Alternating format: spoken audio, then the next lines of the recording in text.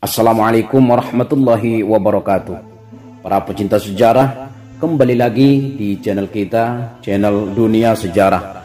Pada kesempatan kali ini merupakan episode ke-6 sejarah perjalanan hidup Rasulullah Sallallahu Alaihi Wasallam, yang dalam kesempatan ini akan membahas tentang reaksi penduduk Mekah setelah mendengarkan seruan dakwah Rasulullah Sallallahu Alaihi Wasallam dari Bukit Sofa.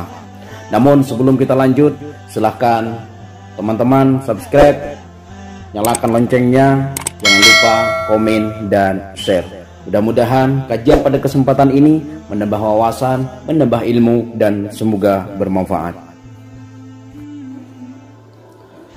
Reaksi penduduk Mekah setelah mendengar seruan dakwah Nabi Muhammad dari Bukit Sofa. Tidak ada jalan lagi bagi Muhammad Sallallahu Alaihi Wasallam kecuali harus menyebarkan dakwah ini dari dalam kalangan Bani Hashim, lalu Quraisy secara keseluruhan. Perangai buruk yang didapati dari pamannya Abu Lahab tidak boleh membuat dakwah ini gentar. Beliau sungguh memahami bahwa suku Quraisy akan menentangnya, terutama dari Abu Lahab. Konfrontasi tak terelakkan.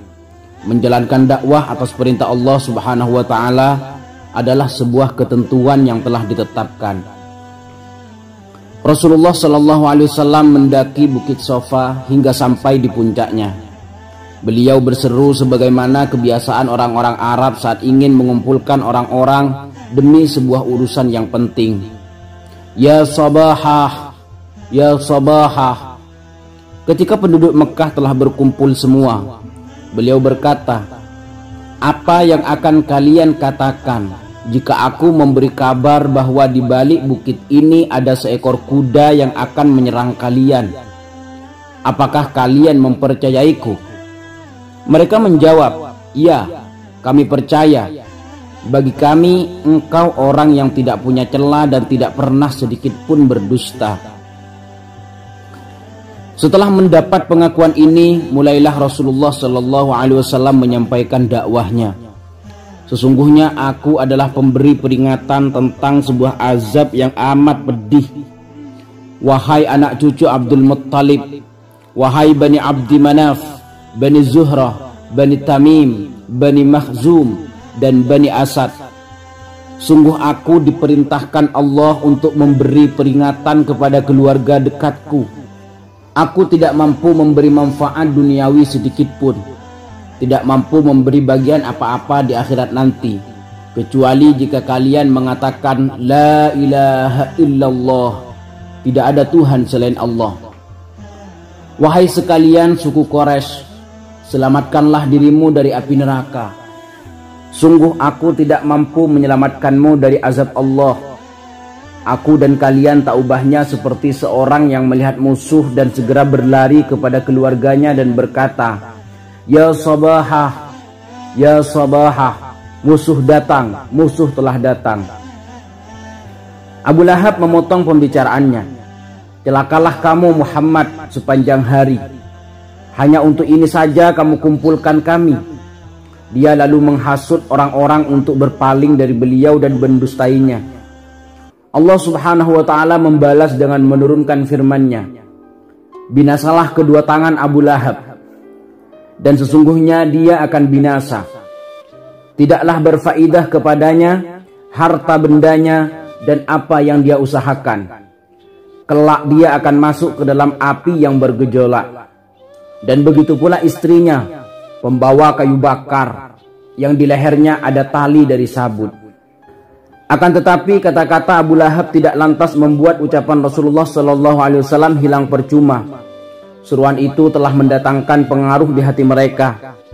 Ada hati yang lembut dan menerima dakwah ini, hingga mereka dengan sembunyi-sembunyi mendatangi serta mendengarkan Rasulullah Sallallahu Alaihi Wasallam untuk mempelajari agama baru tersebut.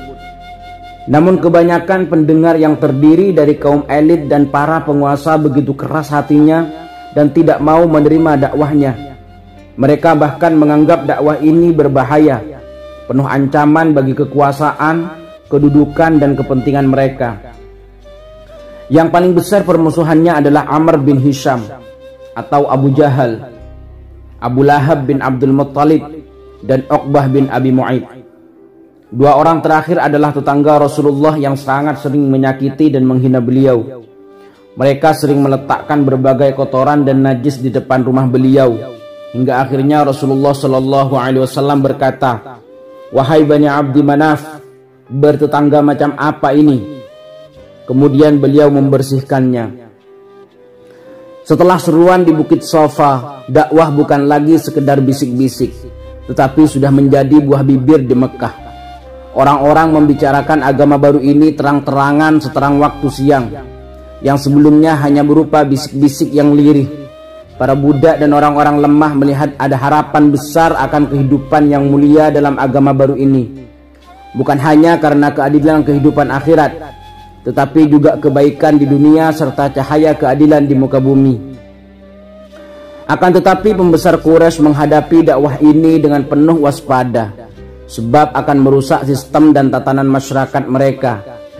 Mereka ingin mencemarkan kepribadian Muhammad Shallallahu Alaihi Wasallam.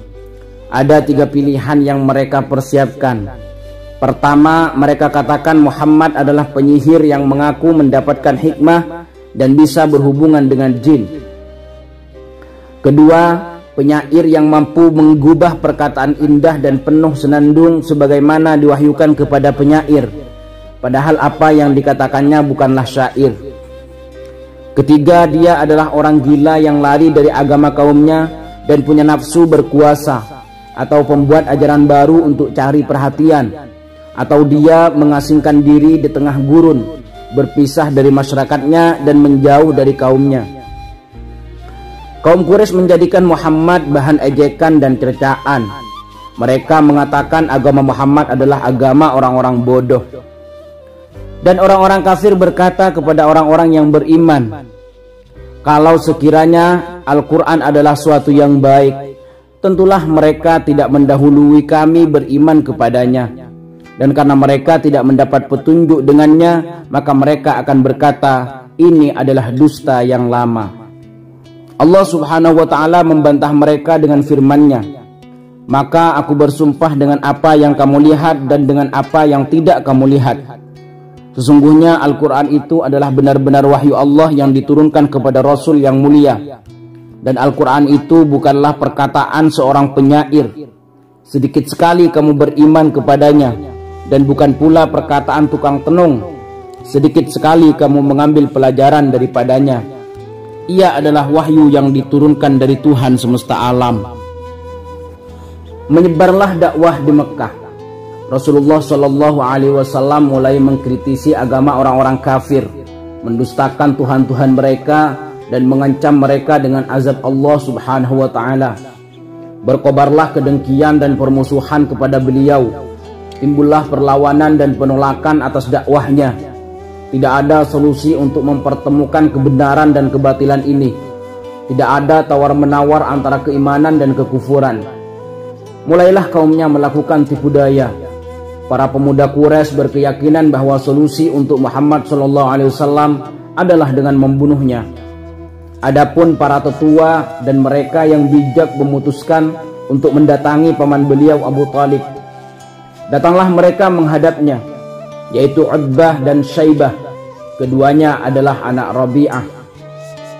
Abu Sufyan bin Harb, Abul Bakhtari Al-Asi bin Hisham, Aswad bin Abdul Muttalib, Abu Jahal bin Hisham, Walid bin Mughirah, Nabih dan Munabbih, keduanya putra Al-Hajjaj, dan terakhir Asi bin Wa'il.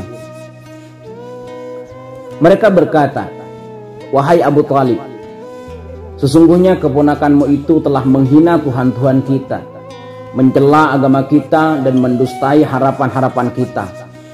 Serahkanlah dia pada kami, dan biarkan kami dan dia menyelesaikan masalah ini. Cukuplah kami menjadi wakilmu, sebab kamu juga seperti kami yang berselisih dengan Muhammad." Abu Talib menjawab dengan kata-kata yang menenangkan mereka, sehingga mereka pun pulang. Tetapi Rasulullah SAW tetap dengan sikapnya, membuat para pemimpin Quraisy kembali lagi menemui Abu Talib setelah mereka bersepakat untuk menghentikan seruan Muhammad SAW. sebab dakwahnya mendatangkan kebencian, amarah dan dendam dalam hati mereka. Mereka berkata, "Wahai Abu Talib, sungguh engkau adalah orang yang dituakan. Engkau orang mulia dan terhormat di tengah kami. Kami telah memintamu untuk menghentikan keponakanmu, tetapi engkau tidak melarangnya. Sungguh kami tidak akan mampu bersabar atas semua ini. Nenek moyang kami dicerca, mimpi-mimpi kami didustakan, dan Tuhan-Tuhan kami dilecehkan. Kami tidak akan sanggup hingga engkau menghentikannya atau kamu menjadi bagian darinya. Lalu kita lihat siapa di antara dua kelompok ini yang akan binasa." Begitulah kata-kata yang awalnya berisi harapan kepada Abu Talib berubah menjadi ancaman. Abu Talib kebingungan bagaimana dia harus mengalah atas kaumnya dan menjadi musuh mereka, atau bagaimana mungkin dia membiarkan Muhammad SAW menjadi mangsa mereka. Dia lalu pergi menemui keponakannya agar dapat membantunya keluar dari masalah yang dideritanya. Dia berkata, "Wahai anak saudaraku, sungguh kaummu telah mendatangiku. Mereka mengatakan ini dan itu. Maka selamatkanlah diriku dan juga dirimu. Jangan biarkan aku menanggung beban yang tidak sanggup aku pikul." Terguncanglah hati Rasulullah SAW. Beliau menduga pamannya sudah tidak sanggup lagi membela dan melindunginya dan mulai akan meninggalkannya. Beliau terdiam sejenak kemudian mengucapkan kata-katanya yang abadi. Seluruh waktu seakan terdiam dan bungkam untuk mendengar ucapan Rasulullah SAW. "Wahai pamanku, demi Allah, seandainya mereka meletakkan matahari di tangan kananku dan rembulan di tangan kiriku agar aku meninggalkan dakwah ini, maka tidak akan pernah kutinggalkan hingga Allah memenangkannya atau aku yang binasa karenanya." Bercucur air mata Rasulullah SAW mengucap kata-kata itu. Beliau lalu bangkit berdiri. Abu Talib memanggilnya dan berkata, "Pergilah wahai kemenakanku, katakan apa yang kamu sukai, dan demi Allah aku tidak akan pernah menyerahkanmu pada siapapun selamanya." Saat kabilah Quraisy tahu bahwa Abu Talib telah mengecewakan mereka, mereka kembali menemui Abu Talib dengan membawa Imarah bin Walid bin Mughirah. Mereka berkata, "Wahai Abu Talib, ini Imarah bin Walid. Dia merupakan pemuda Quraisy yang paling tampan dan gagah. Ambillah dan jadikan sebagai anakmu. Engkau bisa memilikinya. Namun serahkan kepada kami keponakanmu yang telah menentang agama nenek moyang kita, memecah belah kaum kita, dan mendustai mimpi-mimpi kita, agar kami dapat membunuhnya. Ini adalah 1:1. Abu Talib membalas dengan marah, "Sungguh sangat buruk tawaranmu. Kalian berikan anak kalian untuk aku beri makan, lalu aku berikan anakku untuk kalian bunuh. Demi Allah, ini tidak akan pernah terjadi." Abu Talib akhirnya berubah menjadi bagian dari perang antara Muhammad SAW dan kaumnya, meski dia berusaha berada pada posisi netral atau penengah. Masalah ini sudah berubah menjadi masalah harga diri dan kemuliaan. Abu Talib lalu mengumpulkan keluarga besar Bani Hashim dan memaparkan kepada mereka apa yang telah terjadi. Beliau meminta semua membela Muhammad SAW. Hanya Abu Lahab yang pergi sendiri meninggalkan kesepakatan kerabatnya. Dia lebih memihak pada kelompok yang memusuhi dan membenci Muhammad SAW. Demikianlah seluruh Quraisy bersatu dalam barisan memusuhi Muhammad SAW. Lalu Bani Hashim berdiri di belakang Rasulullah SAW. Permusuhan semakin berkobar disebabkan persaingan yang telah berlangsung sekian lama antara Bani Hashim dan Bani Umayyah. Bani Hashim berdiri kokoh layaknya pahlawan, senantiasa membela dan menjaga kerabat mereka Muhammad SAW. Mereka menanggung sakit demi sang Nabi dan bertekad bulat untuk tidak membiarkannya sedikit pun tersakiti. Betapapun beratnya cobaan yang mereka tanggung, meskipun mereka belum juga memeluk Islam kecuali Ali. Orang-orang Quraisy memulai cara baru dalam memerangi dakwah Muhammad SAW dengan cara merendahkan sosoknya, meremehkan kemuliaannya, mendustai apa yang beliau bawa, menggiring para penyair untuk mencercanya, dan memintanya untuk mendatangkan mukjizat seperti mukjizat Musa alaihissalam. Tantangan yang paling terang dan pelecehan yang paling jelas adalah saat mereka meminta agar bukit Safa dan Marwah diubah menjadi emas, menurunkan kitab dari langit, menghidupkan orang mati, memindahkan gunung hingga menjauh dari lembah, atau memancarkan air dari batu. Dan mereka berkata, kami sekali-kali tidak percaya kepadamu hingga kamu memancarkan mata air dan bumi untuk kami, atau kamu mempunyai sebuah kebun korma dan anggur, lalu kamu alirkan sungai-sungai di celah kebun yang deras alirannya, atau kamu jatuhkan langit berkeping-keping atas kami, sebagaimana kamu katakan, atau kamu datangkan Allah dan malaikat-malaikat berhadapan muka dengan kami, atau kamu mempunyai sebuah rumah dari emas, atau kamu naik ke langit, dan kami sekali-kali tidak akan mempercayai kenaikanmu itu hingga kamu turunkan atas kami sebuah kitab yang kami baca. Katakanlah, Maha Suci Tuhanku, bukankah aku ini hanya seorang manusia yang menjadi rasul? Mereka meminta mukjizat, sedangkan beliau berbicara kepada mereka dengan akal dan logika. Dan sekali-kali tidak ada yang menghalangi kami untuk mengirimkan kepadamu tanda-tanda kekuasaan kami, melainkan karena tanda-tanda itu telah didustakan oleh orang-orang dahulu. Mukjizat merupakan senjata bagi para nabi dan rasul sepanjang sejarah. Lalu, apakah adanya mukjizat dapat meyakinkan mereka yang diseru? Hanya sedikit saja yang beriman dari mereka yang menyaksikannya, dan lebih banyak yang mengatakannya sebagai sihir yang nyata. Sungguh dakwah Muhammad SAW dibangun di atas dialog, argumen dan dalil. Senjatanya adalah Al-Quran dan penggunaan akal dan pikiran. Bukanlah tujuan agama ini menggiring manusia untuk terpedaya dengan mukjizat dan sesuatu yang luar biasa. Namun yang diinginkan adalah mereka tunduk dan percaya atas apa yang sejalan dengan hukum alam dan logika, agar mereka bisa melihat kekuasaan Allah Subhanahu wa Ta'ala dalam alam semesta ini dan pada diri mereka sendiri. Kami akan memperlihatkan kepada mereka tanda-tanda kekuasaan kami di segala wilayah bumi dan pada diri mereka sendiri, hingga jelas bagi mereka bahwa Al-Quran itu adalah benar. Adapun Al-Quran merupakan mukjizat dari segala mukjizat yang kekal dan abadi pada seluruh waktu dan tempat. Yang dapat menyaksikan mukjizat hanya para sahabat Rasul-Rasul. Adapun orang-orang yang datang setelahnya tidak mampu melihatnya dan tidak akan mempercayainya jika bukan karena dorongan iman dan akidah. Adapun Al-Quran adalah mukjizat yang akan kekal dan terus dibaca hingga hari kiamat. Kemukjizatan Al-Quran terus dinyatakan oleh Allah Subhanahu wa Ta'ala pada setiap waktu sebagai tantangan yang sangat jelas kepada orang-orang kafir. Atau patutkah mereka mengatakan Muhammad membuat-buatnya? Katakanlah, kalau benar yang kamu katakan itu, maka cobalah datangkan sebuah surah seumpamanya, dan panggillah siapa-siapa yang dapat kamu panggil untuk membuatnya selain Allah, jika kamu orang yang benar. Bentuk kemukjizatan Al-Quran berupa pengetahuan yang ia kandung, baik itu pengetahuan duniawi, hal-hal gaib, kisah orang-orang terdahulu dan akan datang, serta apa yang tersembunyi dalam jiwa. Di samping itu, ia juga memiliki kemukjizatan bahasa yang membingungkan bangsa Arab.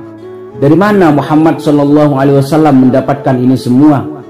Dari mana beliau mendapatkan kefasihan bahasa? Padahal beliau adalah seorang yang buta huruf, yang tidak bisa membaca dan menulis, dan tidak pernah belajar kepada seorang manusia pun. Tidak bisa diragukan lagi bahwa tantangan seperti ini akan terus berlanjut, bukan hanya pada zaman Muhammad SAW, tetapi akan terus berlangsung hingga datangnya hari kiamat. Al-Quran sungguh memiliki keindahan bahasa, lafal-lafalnya sempurna dan terasa sangat mempesona. Orang-orang musyrik pada zaman Muhammad SAW memahami itu sebelum orang lain mengetahuinya. Kemukjizatannya adalah konsep dan gagasan dari kitab suci ini. Sebuah mukjizat yang mustahil bagi Muhammad SAW dengan segala pengetahuannya, mustahil bagi kaumnya dan bahkan kepada mereka yang datang setelah beliau, yang dilengkapi dengan teknologi dan berbagai penemuan mutakhir untuk mendatangkan mukjizat seperti mukjizat yang dikandung Al-Quran. Al-Quran mengandung pesan bagi akal pikiran manusia dan aturan hidup yang akan memperbaiki kehidupannya yang dibuat langsung oleh Sang Pencipta manusia. Semua yang dikandung Al-Quran akan terus menjadi bukti bagi umat manusia hingga datangnya hari kiamat. Terkandung juga di dalamnya isyarat-isyarat tentang berbagai penemuan ilmiah yang kaum Muhammad SAW belum mengetahui hal itu sama sekali. Al-Quran menggambarkan dengan sangat detail tentang kehidupan selanjutnya yang Allah Subhanahu wa Ta'ala telah persiapkan. Dia juga menyingkap dengan terperinci apa yang bergejolak dalam diri Muhammad SAW dan orang-orang yang beriman serta orang-orang yang memusuhi mereka. Al-Quran mengungkap semua satu persatu. Al-Quran adalah kitab yang berisi ilmu-ilmu Tuhan, bukan sekedar buku dengan ketinggian bahasa atau kisah umat-umat terdahulu saja. Inilah yang mengejutkan kaum kafir, sebab mereka adalah kaum yang terkenal dengan ketinggian bahasa dan kehebatan syairnya. Masalahnya bukan sekedar ketinggian bahasa, tetapi tentang ilmu yang tidak sebanding dengan mereka, dan mereka tidak tahu dari mana sumbernya. Kaum kafir Quraisy itu merasa berat dan tidak mampu lagi mengalahkan keagungan, kemuliaan, dan ketenaran Muhammad SAW. Mereka iri hati melihat kedudukan Muhammad SAW di mata pengikutnya. Dan mereka berkata, mengapa Al-Quran ini tidak diturunkan kepada seorang besar dari salah satu dua negeri ini? Apakah Muhammad akan menerima jika risalah ini diturunkan bukan pada Muhammad SAW, atau diturunkan kepada pembesar yang ada di Mekah dan Taif? Apakah mereka akan mengikutinya? Allah Subhanahu wa Ta'ala pun menjawab mereka dengan hinaan dan celaan. Apakah mereka yang membagi-bagi rahmat Tuhanmu? Kami telah menentukan antara mereka penghidupan mereka dalam kehidupan dunia, dan kami telah meninggikan sebagian mereka atas sebagian yang lain beberapa derajat, agar sebagian mereka dapat mempergunakan sebagian yang lain, dan rahmat Tuhanmu lebih baik dari apa yang mereka kumpulkan. Muhammad SAW bukan mau menyaingi mereka dalam harta, kekayaan, atau kesenangan dunia yang mereka perebutkan. Akan tetapi beliau menyeru mereka pada kebenaran. Apabila datang sesuatu ayat kepada mereka, mereka berkata, kami tidak akan beriman sehingga diberikan kepada kami yang serupa dengan apa yang telah diberikan kepada utusan-utusan Allah. Allah lebih mengetahui di mana Dia menempatkan tugas kerasulan. Meskipun kalimat yang disampaikan syarat akan makna dan pemikiran, tetapi mereka sudah mengunci rapat-rapat pintu hati mereka dan mengunci mati jendela pemahaman mereka. Maka mengapa orang-orang itu hampir-hampir tidak memahami pembicaraan sedikit pun? Yang demikian itu karena mereka adalah kaum yang tidak mengerti.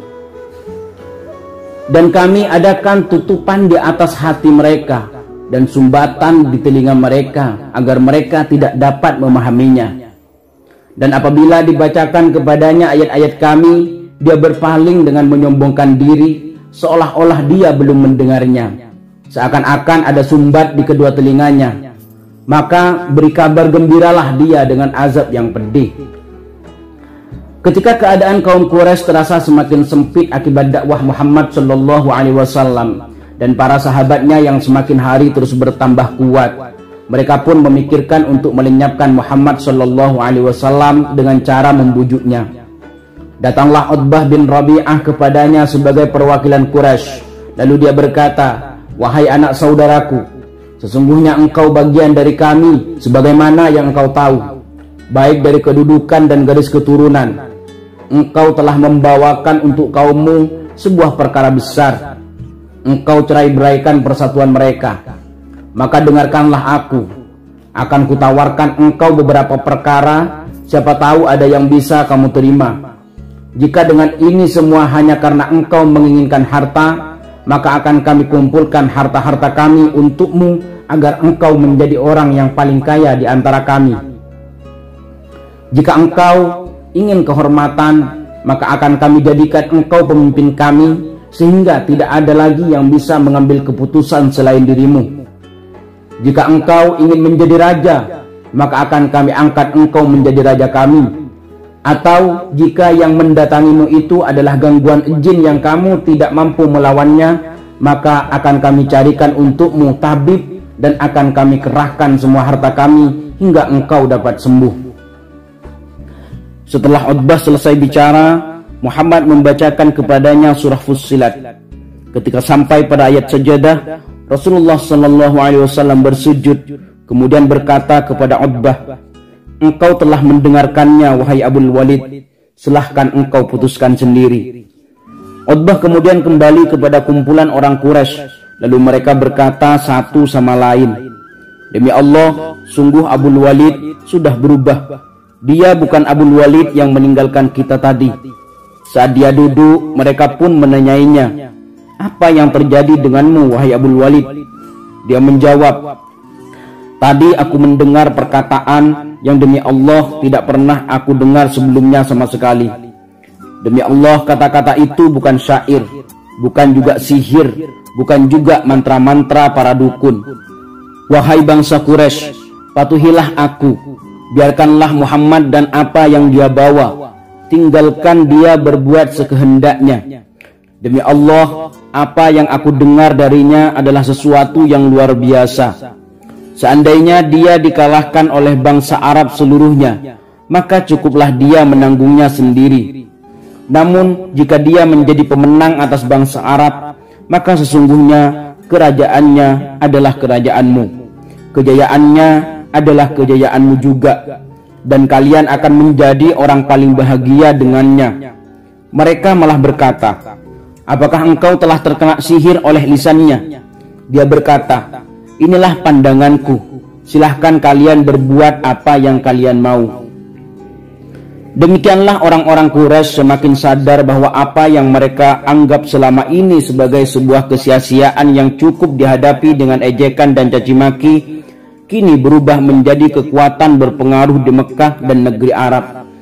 Mereka menganggap bahwa cacian dan cercaan kepada berhala-berhala dan tatanan yang sudah ada akan membuat mereka kehilangan pengaruh dan kekuasaan.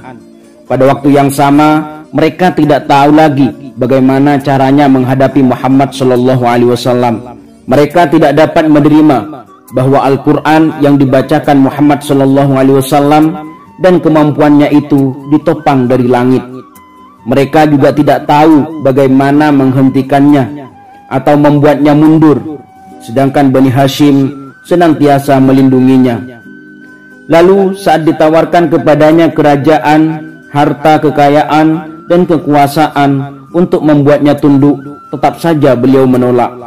Lantas, apalagi yang harus mereka lakukan? Rasulullah SAW telah diperangi dengan sengitnya, tetapi tak sedikit pun beliau menjadi lemah dan tunduk. Mereka telah memeranginya dengan kekerasan yang luar biasa, tetapi tidak sekalipun beliau gentar, sebab tidak ada tujuan dunia dalam perjuangannya. Tidak ada jalan bagi mereka untuk menundukkan Muhammad SAW. Tidak ada titik lemah dalam perjuangannya. Sungguh sikap Quraisy kepada Muhammad SAW dapat dipahami sebagai bentuk pembelaan mati-matian atas kepentingan mereka, baik secara ekonomi, sosial, dan adat istiadat. Di samping itu, sebagai pembelaan harga diri mereka yang beranggapan bagaimana mungkin seorang pemuda berani mendustakan keyakinan nenek moyang leluhur mereka. Mengapa dia merendahkan kebesaran mereka, menurunkan martabat dan kedudukannya di tengah masyarakat Arab. Jadi yang semakin menumbuhkan kebencian mereka sebenarnya adalah rasa cemburu dan iri hati. Beberapa orang pembesar Mekah datang mengendap-endap ingin mendengarkan Al-Quran yang dibacakan Rasulullah SAW di rumahnya. Lalu Akhnas bin Syuraik mendatangi Abu Jahal dan berkata, "Wahai Abul Hakam, bagaimana pendapatmu atas apa yang kamu dengar tadi dari rumah Muhammad?" Dengan angkuh Abu Jahal menjawab, seolah-olah dia tidak mendengar. "Apa yang aku dengar? Sebenarnya kita sudah lama bersaing dengan Bani Abdi Manaf dalam mencari kedudukan. Saat mereka memberi makan kepada orang-orang, kita juga memberi makan. Saat mereka membantu yang lemah, kita juga melakukannya. Saat mereka berbagi, kita juga berbagi. Hingga saatnya nanti kita berlomba dan kita seperti dua kuda yang akan dijadikan jaminan. Lalu mereka mengatakan, kami punya nabi yang mendapatkan wahyu dari langit. Jika sudah demikian, apa yang dapat kita lakukan? Demi Allah, kita tidak akan beriman dan tidak akan membenarkannya selamanya. Dalam penggalan kalimat di atas, Abu Jahal sudah menjelaskan inti penolakannya kepada Nabi Muhammad SAW, bahwa penolakannya dan kaumnya sesungguhnya dibangun atas dasar pandangan manusia yang penuh ego dan sempit pertimbangan. Permusuhan mereka kepada Muhammad SAW dan Bani Abdi Manaf adalah pada kenabian yang menjelma rasa cemburu dan dengki. Saat berbagai upaya mereka, baik itu cercaan dan hinaan kepada Muhammad SAW, tidak mendatangkan hasil, mereka pun beralih menggunakan kekerasan. Dikarenakan Bani Hashim menjadi pelindung Muhammad SAW, orang-orang Quraisy menjadikan orang lemah dan tidak berdaya dari pengikut beliau sebagai sasaran kekejaman mereka. Kendati Rasulullah SAW sendiri tidak terlepas begitu saja dari gangguan dan kejahatan mereka, meski beliau senantiasa dilindungi oleh Allah Subhanahu wa Ta'ala dan Bani Hashim yang ikut menjaganya. Demikianlah sikap penduduk Makkah setelah mendengar seruan dakwah Rasulullah SAW. Sebagian ada yang beriman, namun sebagian besar dari mereka justru menolaknya. Segala trik dan intrik dilakukan untuk memadamkan dakwah Rasulullah SAW, namun semua sia-sia. Dakwah Rasulullah tetap bersinar seperti sinarnya matahari di siang hari. Semoga kajian ini bermanfaat. Sampai jumpa kembali pada kajian berikutnya. Assalamualaikum warahmatullahi wabarakatuh.